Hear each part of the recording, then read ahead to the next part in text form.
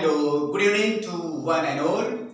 This is Uday and you are watching your favorite channel, Devoted Classes. Dear brothers and sisters, once more you are most welcome into Devoted Classes. प्रिय भाई बहनों, एक बार फिर से आपका हार्दिक स्वागत, वंदन और अभिनंदन। और आप देख रहे हैं अपना फेवरेट चैनल डिवोटेड क्लासेस। आज हम आपको ग्रामर की एक दूसरी श्रृंखला शुरू करने जा रहे हैं। इसके पहले हमने आपको टेंस की श्रृंखला चलाई, टेंस सीरीज चलाई, उसके बाद एक्टिव पैसिव की चली है, और इसके पहले हमने आपको पार्ट स्पीच की भी सीरीज चलाई थी। सारे चैप्टर हमने सिस्टम से समझाया आपको। बाकी अगली जो बड़ी मंजिल है या बड़ा जो सीरीज है या चैप्टर है जो शुरू होने जा रहा है, इसका नाम है नरेशन। आज हम आपको उसका परिचय दिलाएंगे, क्या होता है नरेशन। आज हम पार्ट 1 में सीखेंगे इंट्रोडक्शन ऑफ नरेशन, यानी नरेशन क्या है, किसे कहते हैं narration. Fine. So let me tell you that this chapter is rather more important every way, whether I talk of PGT exam of English or KBS, NBS, any competitive exam or academic sessions also, you know, school level exam, 9th, 10th, 11th, 12th, 6th, 7th, 8th, any class, junior, senior, everywhere, it is important. So take it seriously. Don't go away if you want to understand this chapter best way possible. Okay, so come back, don't go anywhere. चलिए देखें हम लोग होता है क्या introduction, ये इसका narration का यानी किसे कहते हैं नरेशन, इसे हम आपको देखेंगे। फाइन। तो the method of reporting the original words and thoughts of the speaker to somebody else is called reported speech or narration. In short, you can write the method of reporting, in bracket you can say expressing the original words and thoughts of the speaker is called narration. Is called narration. परिभाषा में यहाँ पर लिख दी है। Method means तरीका। कौन सा तरीका? कैसे हम किसी वक्ता की कही बात को किसी दूसरे आदमी से हम रिपोर्ट करें, यानी कैसे हम व्यक्त करें। किसी व्यक्त करने के तरीके का नाम है, चाहे कह लीजिए नरेशन, चाहे कह लीजिए रिपोर्टेड स्पीच। कई तरह से बुक्स में लिखा हुआ है। कुछ लोग इसको नरेशन कहते हैं, कुछ लोग इसको रिपोर्टेड स्पीच कहते हैं, और कुछ लोग इसको डायरेक्ट एंड डायरेक्ट स्पीच कहते हैं। ठीक, शॉर्ट में आप नरेशन को स्पीच भी कह सकते हैं। ठीक है, इस तरह से आपने देखा कि क्या है नरेशन की परिभाषा। ठीक, अब चलिए हम देखते हैं काइंड्स ऑफ नरेशन।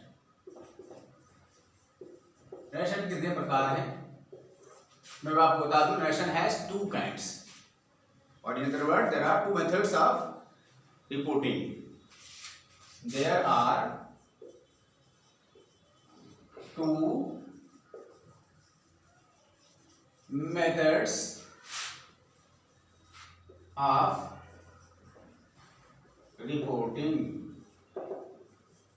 2 तरीका रिपोर्ट करने का, या 2 प्रकार होता है रिपोर्ट स्पीच का। पहला डायरेक्ट स्पीच, और दूसरा इनडायरेक्ट स्पीच। स्पीच को चाहे तो आप नरेशन भी लिख सकते हैं, नरेशन, इसको भी चाहे तो नरेशन आप लिख सकते हैं। एंड डायरेक्ट स्पीच और इनडायरेक्ट स्पीच, INDIRECT, ध्यान दीजिएगा, स्पेलिंग कंफ्यूज हो सकते हैं। DIRECT, इन DIRECT, ध्यान दीजिएगा, यहाँ CT लिखा है, RECT, तो हो गया आपका डायरेक्ट और इनडायरेक्ट स्पीच, RECT। ये इसके दो प्रकार हैं, कितने प्रकार हो गए? दो प्रकार हो गए, ठीक। तो हमारा जो स्क्रीन देख रहे हैं आप भरा हुआ नजर आ रहा है, meaning the white board is full, so just you note down, जल्दी नोट करिए।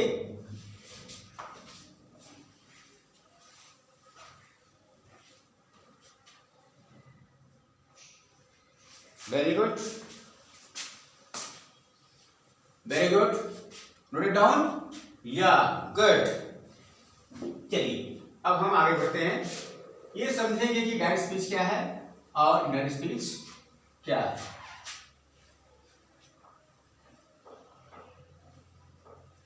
बात करते हैं हम डायरेक्ट स्पीच की। पहला, डायरेक्ट स्पीच, इसमें आप लोग देख सकते हैं, जब वक्ता की कही गई बात को ज्यों का त्यों कहा जाता है, अर्थात उसमें कोई चेंज नहीं होता, it is called direct speech, meaning when the original words of the speaker are reported without any change, okay, it is called direct speech. Can write here, when the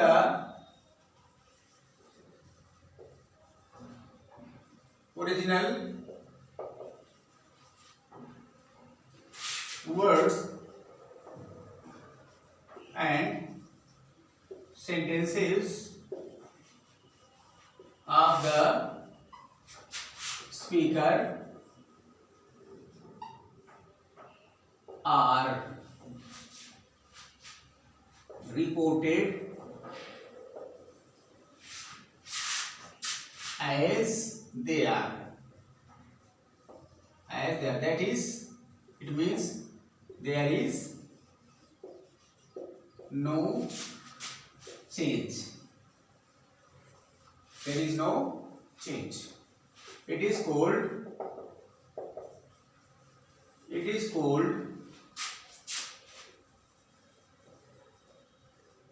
reported, sorry, it is called direct speech, direct speech. Example,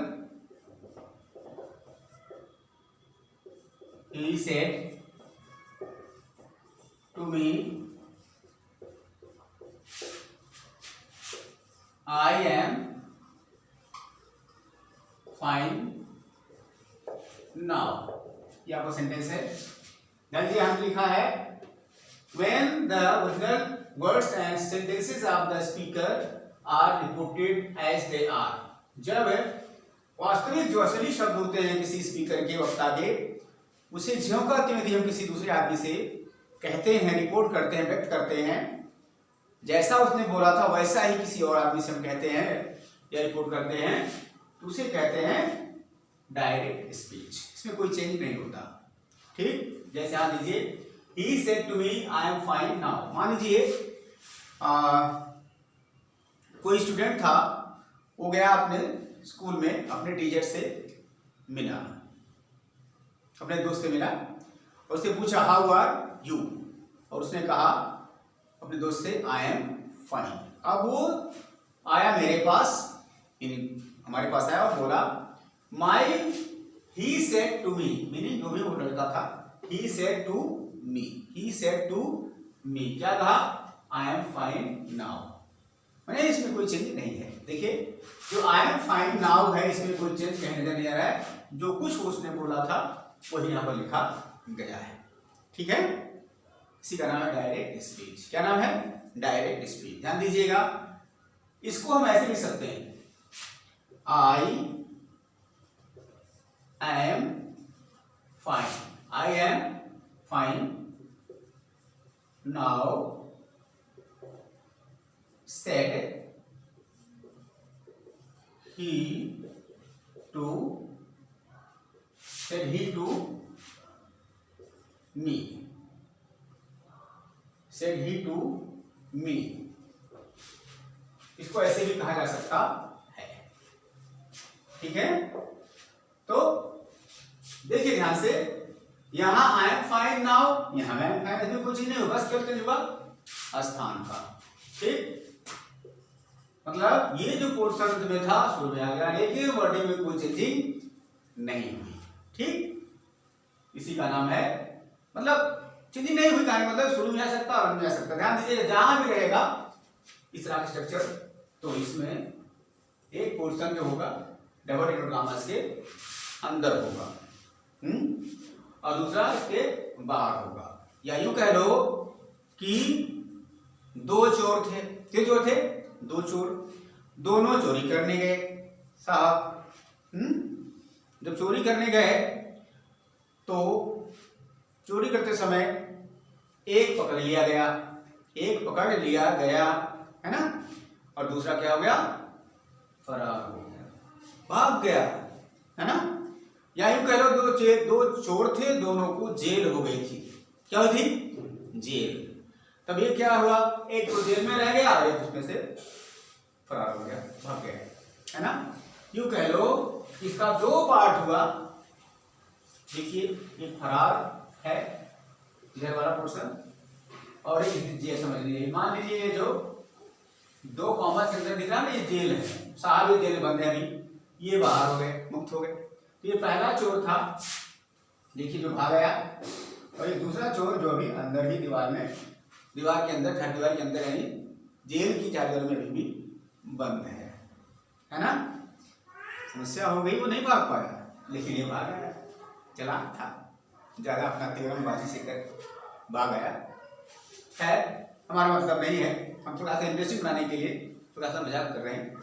बाकी देखिए, अब यहाँ पर समझना है आपको, जो portion double commas के बाहर है, जैसे मान लीजिए इसको मिटा देते हैं थोड़ी देर के लिए, जो पोर्शन डबल कॉमास के बाहर, ये देखिए क्या, ई सेड टू बी, इसको हम ऐसे होल कहते हैं। क्या कहते हैं भाई? इनको कहा जाता है ऐसे होल, रिपोर्टिंग स्पीच या क्लॉज। कुछ लोग रिपोर्टिंग स्पीच कहते हैं, कुछ लोग रिपोर्टिंग क्लॉज, CLA, ध्यान दीजिएगा। और जो बंद है जो डबल कॉमास के अंदर, इसे कहते हैं रिपोर्टेड क्लॉज और स्पीच। रिपोर्टेड स्पीच या रिपोर्टेड क्लॉज जो उसके बंद है, यानी जो डबल कॉमास के अंदर है, उसको कहते हैं या तो रिपोर्टेड क्लॉज या रिपोर्टेड स्पीच कहा जाता है। और ये रिपोर्टिंग स्पीच या रिपोर्टिंग क्लॉज कहा जाता है जो बाहर है, ठीक। बात समझ में आई इतनी सबको? या जाइएगा मत छोड़ के, लेकिन कभी समझ में आने वाली नहीं है, फिर बड़ा दोस्त मत देना कि सर ने बताया नहीं था। सावधानी घटी, दुर्घटना घटी, कहेंगे एक बार टीवी में देख लें, कबड्डी भी खेल लें, है ना। तो ये संभव नहीं है दोनों चीजें एक साथ। यहाँ आ जाइए जल्दी से भाग के, चलिए देखिए, रिपोर्टिंग स्पीच का अलग से 3 पार्ट है, अलग से 3 पार्ट है। कैसे भाई? ध्यान दीजिए, ये देखिए ही, ये ही साहब इधर, ये देखिए सेड, इधर मी, ठीक, ये 3 वर्ड है। तो जो ही है इसी को कहते हैं स्पीकर, चाहे तो कहें आप सब्जेक्ट। ही हो गई वर्ब, क्या हुई? वर्ब, या इसे हम रिपोर्टिंग वर्ब कहते हैं, रिपोर्टिंग वर्ब। और ये जो है मी, इसे कहते हैं ऑब्जेक्ट। क्या कहते हैं? Object of the reporting verb. मतलब सेट टू क्या है? रिपोर्टिंग वर्ब है, और ही क्या है? कुछ लोग स्पीकर कहते हैं, कुछ लोग सब्जेक्ट कहते हैं, यानी subject of the reporting verb, और बी क्या है, object of the reporting verb. ठीक, इस तरह से इसके कितने पार्ट होते हैं, 3 अलग से पार्ट किए गए। पहला सब्जेक्ट, दूसरा ये सेट वर्ब, रिपोर्टिंग वर्ब, ये ऑब्जेक्ट। बी क्या है, ऑब्जेक्ट है। ऐसे हो क्या कहेंगे, रिपोर्टिंग स्पीच, रिपोर्टिंग क्लोज कहा जाएगा। समझ गए होंगे। और इधर ये भी वही हाल है, यहाँ क्या है, सब्जेक्ट, ये हो गया वर्ब, ये चाहे तो ऑब्जेक्ट कहेंगे या कंप्लीमेंट कहेंगे। डिपेंडेंट का सब्जेक्ट, ऑब्जेक्ट का कंप्लीमेंट या ऑब्जेक्ट होता है। यहाँ भी वही क्रम होता है अधिकांश। समझ में आ गया। तो इस तरह से हमने सीखा, दो आपका डायरेक्ट स्पीच होता है, इसके सेंटेंस के 2 पार्ट होते हैं। एक आता है डबल कॉमास के अंदर रहता है, जैसे यहाँ आई एम फाइन नाउ, कहाँ है, डबल कॉमास के। ध्यान दीजिएगा 69 तरह इसकी पोजीशन है, 69 तरह की पोजीशन है, डबल है इसीलिए डबल इन्वर्टेड कॉमास कहा जाता है इसको। ठीक, इसके अंदर है, ये इसके बाहर, इसके रिपोर्ट डबल कॉमास के बाहर। जो पोर्शन डबल कॉमास के बाहर होता है उसे कहते हैं रिपोर्टिंग क्लोज, जिसका 3 पार्ट, ये हो गया सब्जेक्ट, ये हो गया रिपोर्टिंग वर्ब, ये हो गया ऑब्जेक्ट। अब इसका भी 3 पार्ट हो सकता है, सब्जेक्ट, वर्ब और ऑब्जेक्ट। इसका रिपोर्टेड स्पीच का। Any problem? No problem. ये था आपका डायरेक्ट स्पीच का परिचय। ठीक, अब चलिए हम बात करते हैं इनडायरेक्ट स्पीच।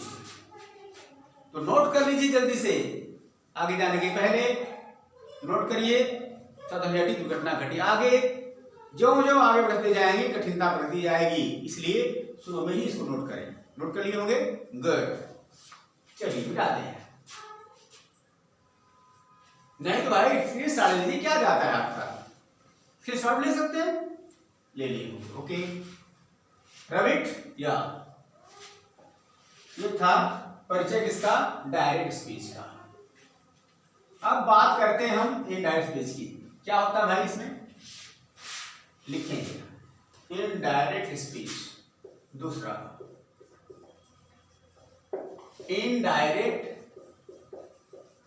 स्पीच क्या होता है, when the original words of the speaker are not reported as they are, rather they are reported in some changed manner, taking the summary or the essence of the speaker's words, sentences, is called indirect speech.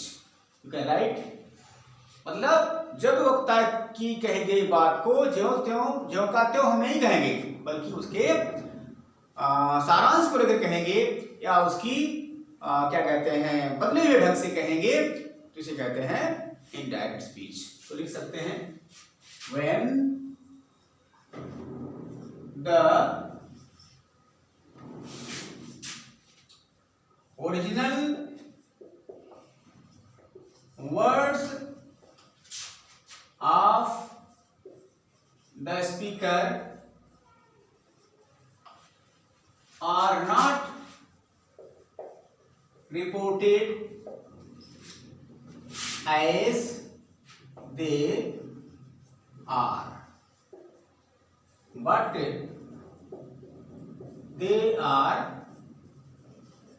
they are reported in some changing way, changed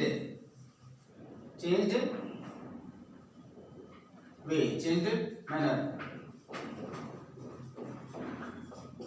Okay,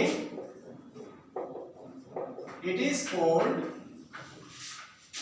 indirect speech. Indirect speech, इसका अर्थ वही जो आपको हिंदी बताया, जब वक्ता की गई बात को हम ज्यों का त्यों नहीं कहेंगे, बल्कि कुछ बदले हुए ढंग से कहेंगे, उसका सारांश अपने वर्ड में कहेंगे, इसे कहते हैं इनडायरेक्ट स्पीच। देखिए एग्जांपल, कि मान लीजिए होता, he said to me I am fine now, ये था आपका डायरेक्ट स्पीच। आपने बताया था क्या था, डायरेक्ट स्पीच। इसको कैसे कह सकते हैं, ही टोल्ड मी दैट, ये हो जाएगा ही वाज फाइन के बाद देन और लास्ट में फुल स्टॉप। इसको कहते हैं इनडायरेक्ट स्पीच। क्या कहते हैं, इनडायरेक्ट स्पीच कहते हैं। क्या दिख रहा है आपको, पहला सेंटेंस है he said to me I am fine now, तो sentence he told me that he was fine then. क्या मिला आपको, यहाँ ओरिजिनल वर्ड्स यहाँ क्या मिल रहे हैं, ध्यान दीजिए। यहाँ सेड का क्या हो गया, टोल्ड हुआ, पहला चेंज। मी का चिन्ह नहीं है, यहाँ देखिए ये सारे कॉमास का सिंगल कॉमा गायब, डबल कॉमास गायब, तो दैट लग गया है। यहाँ आई, यहाँ ही हो गया है का, एम का वास हो गया है, नाउ का देन हो गया है, और सारे कॉमास चाहे सिंगल कॉमा हो चाहे डबल कॉमा हो सारे गायब हो गए, यानी कि बहुत सारे चेंज हो गए। टोल यहाँ आ गया, यहाँ पे मैंने बताया ही का, आई का ही हो गया, एम का वास हो गया, बहुत सारे चेंज हो गए। यानी हमने चेंज तरीके से कहा, बदली ढंग से कहा, अपने वर्ड में कहा, उसका सारा लेके यहाँ पर कहा गया है, रिपोर्ट किया गया है। ठीक, इसी को कहते हैं इनडायरेक्ट स्पीच, जहाँ पर हम ओरिजिनल जो है बात जो स्पीकर की होती है वो एज इट इज नहीं कहते हैं, बल्कि बदले हुए ढंग से कहते हैं। ठीक, यही था आपका इनडायरेक्ट स्पीच। इस तरह से मैंने बताया डायरेक्ट स्पीच का जो परिचय क्या है या नरेशन किसे कहते हैं, हमने आपको उससे अवगत कराया, उसको हमने आपको उसका परिचय दिया। ठीक, इस तरह से आपको अच्छे से इसके समझना है। कितना रटेंगे आप, रटने के चक्कर में ज़्यादा मत पड़िए, समझिए। हमने बताया है हमारे पास कोई शॉर्टकट ट्रिक नहीं है, हमारे पास शॉर्टकट मेथड नहीं है, हम कोई अलादीन का चिराग आपको देने नहीं जा रहे हैं, है ना, ऐसा कुछ नहीं है भाई। बस एक ही चिराग हमारे पास है, अभ्यास का चिराग, परिश्रम का चिराग, ओके, प्रैक्टिस का चिराग हम देते हैं। लॉन्ग कट मेथड जो कभी असफल ना हो। शॉर्टकट मेथड से चलेंगे तो आप फेल हो सकते हैं। लॉन्ग कट मेथड से ये कह लो कि डिटेल मेथड से चलेंगे, डिटेल एक्सरसाइज करेंगे तो कभी भी आपको चांस नहीं कि आप फेल हो जाएं। लेकिन अगर शॉर्टकट अपनाएंगे तो काफी कुछ चांस है कि आप फेल हो सकते हैं, आप गिर सकते हैं। ठीक है, हमने कभी कहावत सुनी है कि साल भर का रास्ता है ना, ठीक है, साल भर का रास्ता जो थोड़ा लंबा है वो ठीक है, लेकिन 6 महीने रास्ता जो कठिनाई भरा रास्ता है वो ठीक नहीं है। तो भैया साल भर रास्ता, कम से कम साल भर रास्ता आप पकड़ें, इसमें कोई दिक्कत नहीं होगी, अच्छे से मंजिल पर आप पहुंचोगे। ठीक, इसलिए आप हिम्मत ना हारें और परिश्रम लगातार करते रहें, सफलता आपकी। आज हमने आपको परिचय दिया नरेशन का। अगली सीरीज जब आएगी, अगला कड़ी में हम आएंगे तो आप बताएंगे ये सारे चेंजेस कैसे हुए, यानी डायरेक्ट नाउन कैसे चेंज किया जाता है, हम इसको सीखेंगे। अब देखिए ये बी कैसे हो, सॉरी ये टोल कैसे हो गया, ही कैसे हो गया, एम का वास कैसे हो गया, ये सारे चेंजेस हम अगली वीडियो में देखेंगे। आने वाले वीडियो में चेंजेस सिखाए जाएंगे। दुख के साथ कहना पड़ रहा है कि हमने रिपोर्ट स्पीच की सीरीज एक बार शुरू करी थी अपने चैनल पर, और रिपोर्ट क्या कहते हैं उसको हमने अपलोड भी कर दिया था। कम से कम 14-15 वीडियोस थी वहाँ पर, लेकिन सारी वीडियोस हमारी गलती से वो जो है डिलीट हो गई, आपने देखा भी होगा, इसलिए I am extremely sorry. Again I am just uploading this chapter, that is reported speech और narration. Okay, so you keep in touch with me and watch my videos A to Z, meaning from the beginning to the end. Okay, it's my effort. I will give you the best so that you can be the best, you get the best, you be the best, east or west, you will be the best. It's my aim. Your success is my aim. Clear? So that's enough for today. Hope that definitely like my videos. So on humble request, you just subscribe, like, share and comment. So thank you very much for watching this video. Until I make and upload some new video in next video, you keep on laughing, smiling, enjoying your life and practicing more and more. Now it's time to say bye bye, see you, take care.